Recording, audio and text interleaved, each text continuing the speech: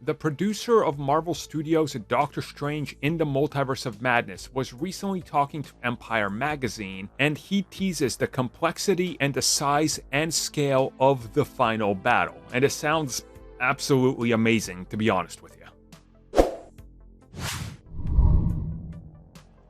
So the producer of this film, Richie Palmer, has been making the rounds recently, hyping up all sorts of unexpected and expected things, let's put it that way, in the upcoming sequel. He will not spoil anything, obviously, but he is willing to tease just how big and ambitious and crazy the sequel is going to be. First and foremost, he says that when you see Wanda Maximoff, you're going to realize that she might be the most powerful character out there.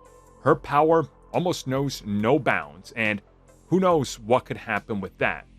But then he talks about the madness aspect of everything, talking about how this kind of connects everything together, specifically where they're going to go in terms of different locations, how this connects to different corners of the story, and also the final battle, and how insane that's going to be. How maddening it is for Doctor Strange in terms of what he sees in the multiverse and what gets them to the final act of the film, where we got this giant blowout. Along with this, he also refuses to talk about any of the potential cameos or rumored roles or anything like that. But again, if it's anything that we believe it's going to be, like a appearance from, and I believe it was Scoopers that were saying that it's going to be Jean Grey, one of the Jean Greys from the X-Men trilogies, that should be pretty insane itself, considering, the whole Phoenix thing. So Phoenix versus Wanda is what they've been saying. Superior Iron Man, who knows what else, multiple Doctor Stranges, Shuma Gorath, or Gargantos, or whatever they call him in this film, America Chavez, who really knows? There's so much, but he's definitely leaning into the, hey, this final battle is going to be something big.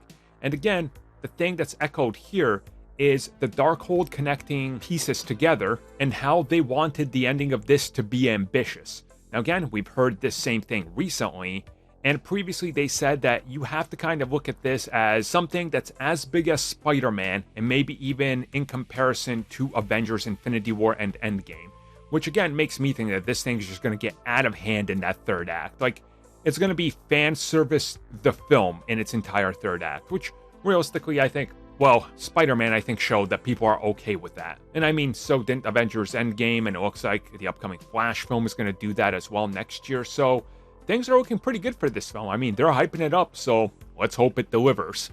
Okay, guys, give me your pie-in-the-sky wish list cameo. Who do you want on it? Pick one or two. I want Ang Lee's Hulk for no other reason than to laugh.